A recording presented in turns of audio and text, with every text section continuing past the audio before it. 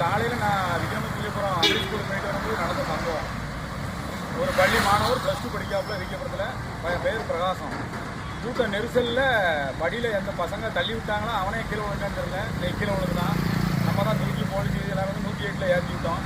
இதில் என்ன பிரச்சனைனா, நானும் 2-3 வருஷமாக பார்க்க நம்ம அப்பா சமுத்திர பள்ளியில் மினி பஸ் ஃபுல்லாக குட்டுக்கு ஆசைப்பட்டு அதிகமாக கூட்டத்தை ஏற்றேன்.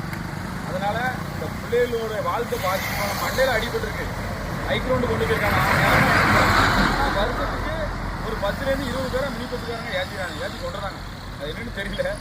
ஏற்கனவே நான் மினி பஸ்ஸுக்காரங்களை விரோதியாக நினைக்கல. ஆனால் மக்கள் உயிர் அப்படி வீணாக போகுது.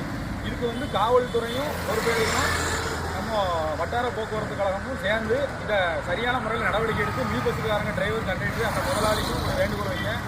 அதிகமாக வந்து ஆள் ஏற்ற வேண்டாம், நார்மலாக ஏற்றுங்க. அதே மாதிரி தமிழக அரசுக்கு ஒரு கோரிக்கை வைங்க. தமிழ்நாடு சர்க்கார் 1990, 2000 எல்லாத்துக்கும் இலவச பாஸ் கொடுத்தாங்க. எல்லா பஸ்ஸுலையும் ஏறலாம். அப்போ மினி பஸ்ஸு கிடையாது நான் படிக்கிற காலகட்டத்துக்கும். அதனால் மீண்டும் அந்த 6ஆம் கிளாஸுக்கு +2 வரைக்கும் அனைத்து பஸ்ஸுலேயும் பெண்களும் ஆண்களும் படிக்கிற பிள்ளைகளுக்கு அதில் ஏறி போகலாங்கிற ஒரு சட்டத்தை கொண்டு வந்தால் நல்லாயிருக்கும். அதிகமாக வந்து கூட்ட நெரிசல்லேருந்து தப்பிக்கலாம். அதனால் தமிழக அரசுக்கு ஒரு வேண்டுகோள்.